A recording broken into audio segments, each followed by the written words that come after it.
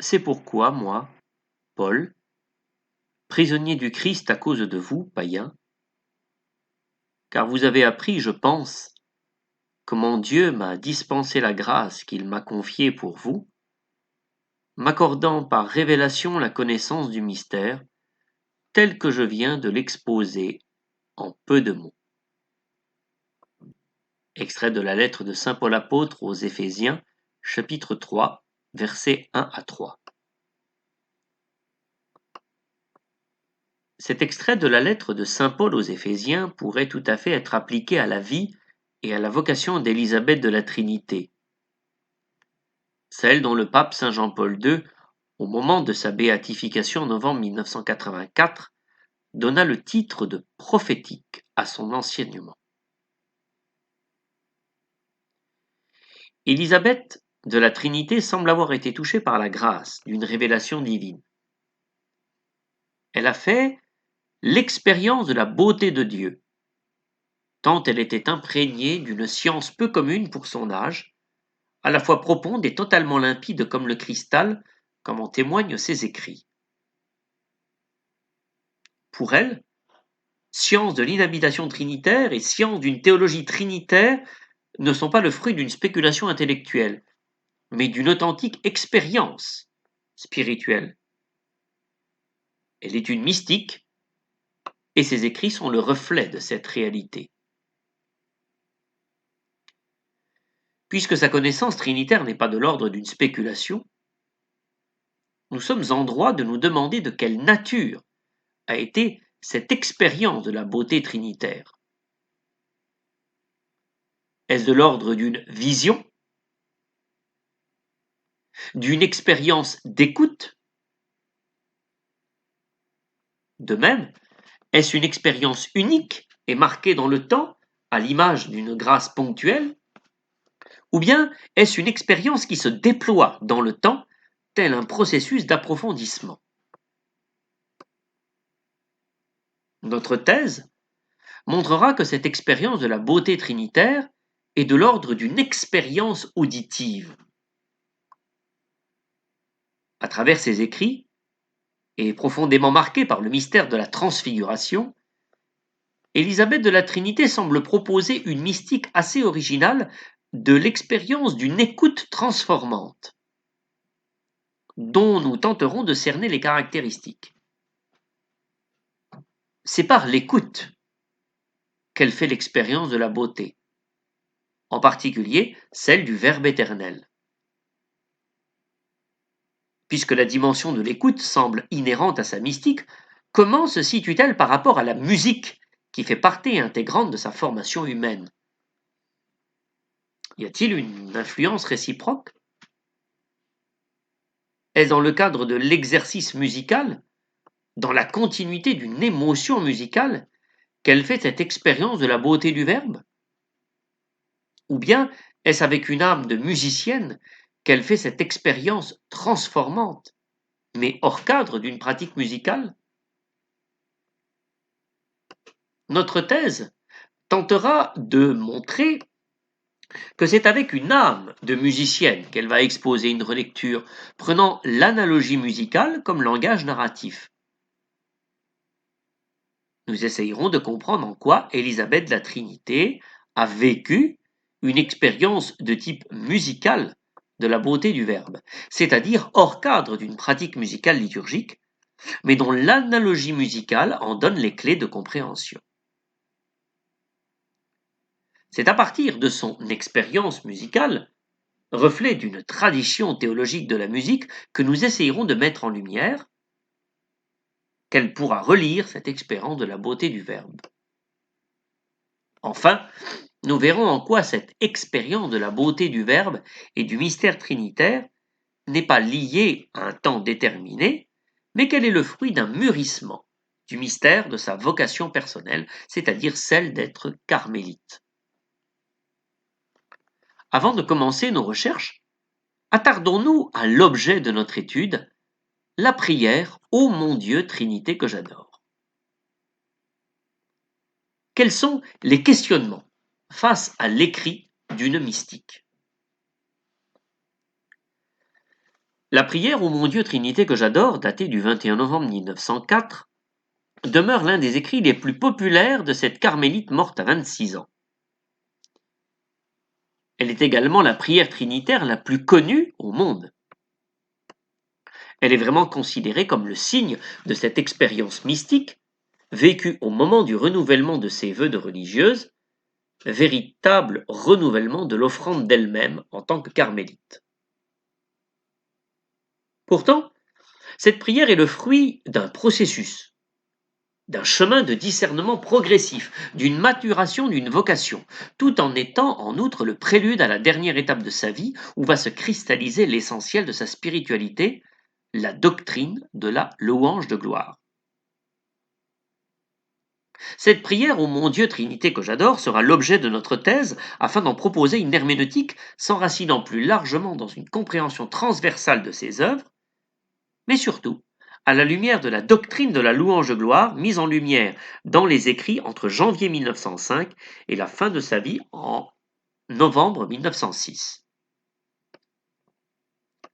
La problématique fondamentale de cette thèse sera de montrer que la connaissance qu'Élisabeth de la Trinité expose dans cette prière concernant le mystère trinitaire, bien qu'étant apophatique, est résolument liée aux contingences de son histoire et de son cheminement spirituel, ainsi qu'à la Trinité qui s'est manifestée à elle, en la rendant participant de l'économie du salut à des moments précis que nous déterminerons au fur et à mesure de l'étude. En somme, c'est par l'expérience de la Trinité économique dans son histoire que la carmélite accède à la connaissance trinitaire, tout en reconnaissant que cette dernière est bien au-delà des mots et se rendant compte qu'à un moment il faille consentir à ne plus rien savoir. Les commentaires de la prière ô mon Dieu Trinité que j'adore ne manquent pas, mais ils sont généralement à visée spirituelle, de piété ou d'édification. C'est le cas de l'analyse de Philippe Ferlet ou de Jean Rémy par exemple.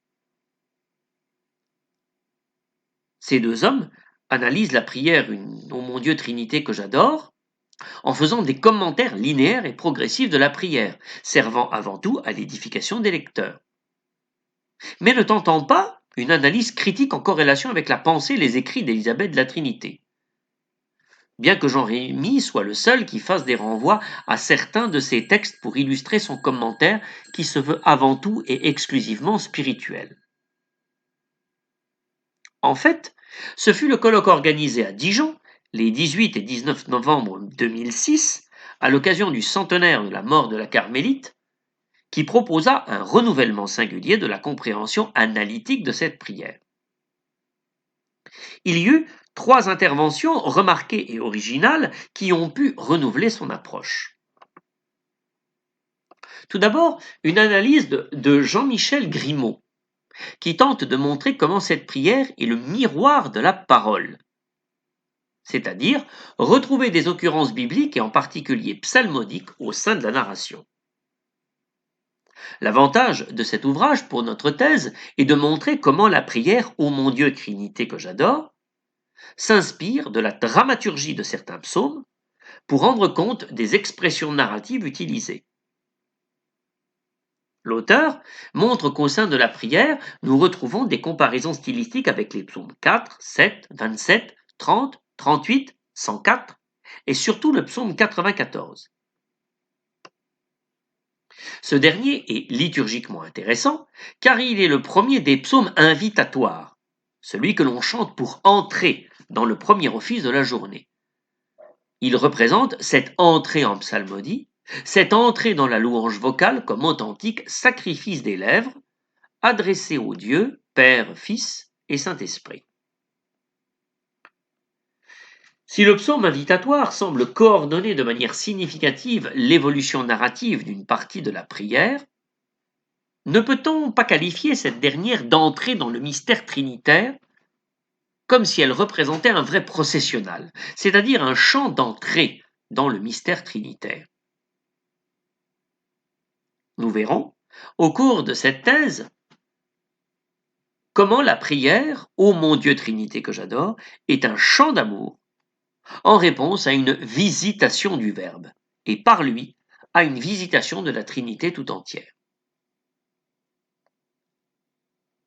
Ensuite, le colloque de 2006 proposait une étude structurelle et narrative faite par Pierre Auffray, utilisant une méthode d'analyse qu'il exploite au sein de l'exégèse moderne. Il s'agit d'une étude des plus pertinentes concernant l'organisation narrative et la structuration poétique de la prière au mon Dieu Trinité que j'adore. Cette étude nous servira au cours de notre propre recherche lorsque nous tenterons de comprendre l'émergence d'un style narratif qui est propre à Élisabeth de la Trinité. Elle confirmera de manière indirecte notre volonté de tenter de prouver qu'Élisabeth de la Trinité écrit ses textes comme on écrirait une partition de musique, surtout lorsqu'elle emprunte la symétrie concentrique.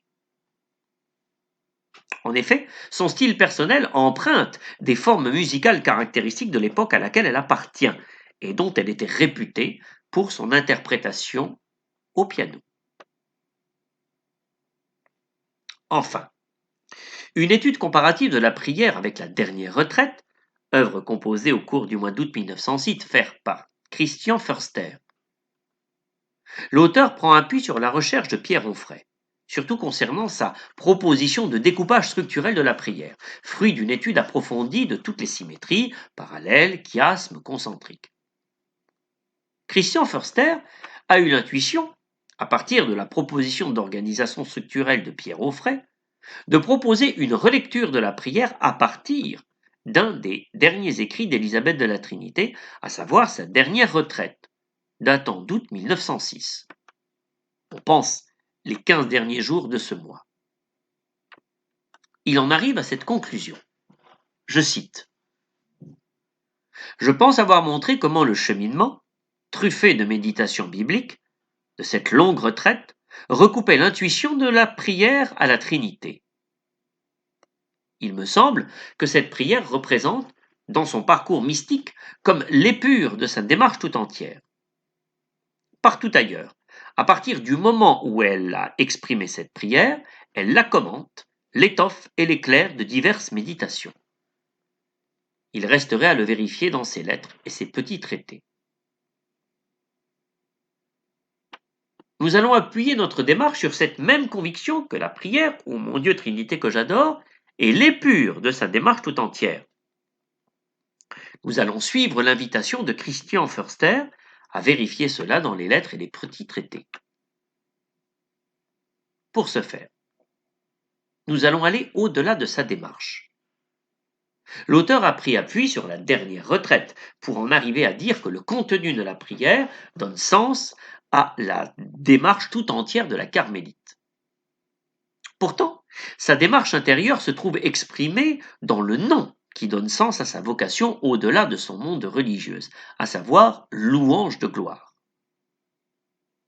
Nous pourrions alors nous poser cette question, la prière, ô mon Dieu Trinité que j'adore, ne serait-elle pas l'épure de la compréhension de l'expression vocationnelle de la louange de gloire? Or, il ne faut pas oublier qu'au début du mois d'août 1906, Élisabeth de la Trinité composa d'abord la retraite Le ciel dans la foi, où se concentre toute la doctrine de la louange de gloire. Elle compose cette retraite les 15 premiers jours d'août 1906, avant d'écrire les 15 derniers jours la dernière retraite. Or, notre thèse tendera de prouver que ce qui est déployé dans la dernière retraite est déjà exprimé dans Le ciel dans la foi, et qu'il y a un lien étroit entre la péroraison de cette dernière et la première oraison de l'autre. La péroraison du ciel dans la foi expose la vision synthétique de la louange de gloire et donne sens à la première oraison de la dernière retraite et par conséquent à son élan général. C'est pourquoi nous allons tenter cette relecture de la prière ô mon Dieu Trinité que j'adore à la lumière de la doctrine de la louange de gloire. Bien que ces trois études soient incontournables et offrent des perspectives renouvelées quant à l'approche herméneutique de cette prière, il n'en demeure pas moins qu'elles n'offrent pas de mise en perspective avec la doctrine de la louange de gloire. Pourtant, cette doctrine spirituelle, dont la narration utilise singulièrement et en parfaite correspondance avec sa personnalité, l'analogie musicale, n'a pas suscité de rapprochement intellectuel, ni même d'études comparatives donnant lieu à une relecture a posteriori. C'est pourquoi, tout en prenant appui sur les 3 études émanant du colloque de Dijon en 2006, l'originalité de notre travail va reposer sur une prise de distance et une nouvelle étude comparative. Prise de distance avec le travail de Pierre Auffray. Car si sa technique d'analyse structurelle permet de comprendre avec pertinence et justesse l'ensemble des symétries au sein de la prière au mon Dieu Trinité que j'adore, est-ce pour autant que cette technique peut donner lieu à une meilleure interprétation? La mise en lumière des mots et expressions qui rendent compte des symétries permet-elle de mieux en comprendre le sens et le choix? Élisabeth de la Trinité écrit comme une musicienne, c'est-à-dire avec des sons, qui composent des mots ou des expressions. L'analyse structurelle rend compte de ces échos de sons à travers les symétries, mais elle peut figer l'ensemble, faisant de la prière une sorte de construction arithmétique et géométrique. Pierre Auffray justifie avec force une proposition de découpage structurel de la prière, que nous ne remettrons pas en cause, mais que nous essayerons d'élargir au moment de notre relecture, à la fois théologique et mystique de la prière. Derrière les mots de la prière se cache une authentique théologie mystique qui transcende la structure. C'est par le biais d'une autre porte que nous proposerons une herméneutique de la prière en essayant de retrouver cette théologie mystique qui lui est inhérente. Nous allons proposer en outre une nouvelle étude comparative, en prenant appui sur le constat qu'il n'a encore jamais été tenté une relecture de cette prière avec la doctrine de la louange de gloire. De même, il n'existe que trop peu d'ouvrages, ni même d'études systématiques, qui présentent de manière synthétique et approfondie les caractéristiques de la doctrine de la louange de gloire. C'est pourquoi notre thèse va essayer de mettre en lumière, d'une part, l'ensemble de ces caractéristiques constituant cette doctrine, afin de permettre, d'autre part, une relecture de la prière au mon Dieu Trinité que j'adore qui lui est antérieure. Nous verrons pourquoi cette relecture a posteriori est défendable et surtout pertinente dans la cohérence interne des écrits d'Élisabeth de la Trinité. En somme, nous allons essayer de montrer que la prière ô mon Dieu Trinité que j'adore est un authentique prélude, véritable intonation à la doctrine de la louange de gloire, où Élisabeth de la Trinité nous partage une expérience de type nuptial et musical d'une mystère trinitaire. Il est vrai qu'Élisabeth de la Trinité développe, à travers ses écrits relatant son expérience spirituelle, une authentique mystique nuptiale. C'est pourquoi notre analyse non seulement de la doctrine de la louange de gloire, mais de la prière ô mon Dieu Trinité que j'adore, va se situer sous l'angle de la spiritualité nuptiale. D'ailleurs, nous voulons inscrire notre thèse dans le sillon du travail de Don Eugène Vendeur, qui, en 1923, proposa un commentaire, l'ouvrage connut un tel succès qu'il fut souvent réédité, de la prière ô mon Dieu Trinité que j'adore, sous l'angle du chant d'amour de la bien-aimée envers la Trinité, en faisant référence à l'analogie de la bien-aimée du Cantique des Cantiques. Don Eugène Vendeur est le seul qui a tenté une analyse de cette prière sous l'angle de la spiritualité nuptiale, en la considérant comme un véritable chant d'amour. Élisabeth de la Trinité est une carmélite, certes, mais elle est avant tout une mystique, voulant devenir une authentique épouse du Christ, comme dans la visée de la tradition du Carmel. Elle est une mystique passionnée, à l'image du cri de Marie-Madeleine au matin de Pâques, ou devant le ressuscité qu'elle n'avait pas encore reconnu, car aveuglée par la douleur de la profanation d'une sépulture, elle s'écria d'une voix forte, « Seigneur, si c'est toi qui l'as emporté, dis-moi où tu l'as mis, et je l'enlèverai. » Marie-Madeleine, dans ce jardin où a disparu le corps de son Seigneur, la voilà devenue comme la bien-aimée du Cantique des Cantiques, qui cherchait celui que son cœur aime. La passion de Marie-Madeleine devient ici la figure biblique qui peut correspondre le mieux à Élisabeth de la Trinité, cette passionnée de Dieu et de la Trinité. La passion et la sensibilité se sont façonnées en elle par son don extraordinaire de la musique, dont la virtuosité précoce et nationalement reconnue lui faisait jouer les plus grands auteurs romantiques de tradition allemande à travers Chopin, Liszt, Schumann, Mendelssohn. Si elle exécutait dans l'interprétation des œuvres romantiques pour piano, elle ne peut qu'avoir une âme sensible et affectée avec une sorte de démesure. Malgré cette prometteuse carrière, eu égard à sa virtuosité, mais surtout la précocité de sa maturité dans l'interprétation, sa flamme est réservée pour un autre lieu que celui des mondanités et des applaudissements. Très tôt, elle s'est sentie appelée à rechercher celui que son cœur aime, mais dans la solitude d'un Carmel, celui de Dijon. Des études récentes ont permis de penser qu'à travers quelques confidences de proches, cette quête amoureuse d'Élisabeth de la Trinité envers Dieu se préparait déjà secrètement par la musique. Tout simplement parce qu'elle ne jouait pas pour elle-même. Elle n'exploitait pas ses dons et sa maturité interprétative à des fins personnelles. Elle ne travestissait pas le génie des œuvres musicales uniquement pour sa gloire. Il est évident que pour les uns, elle jouait pour la musique elle-même, et sa maturité précoce était telle qu'elle avait un juste positionnement éthique vis-à-vis de l'exercice de son art. Mais dans le secret de son cœur, c'est pour un autre spectateur qu'elle jouait. Elle jouait au piano à l'image de Marie-Madeleine au matin de Pâques, pour celui que son cœur aime.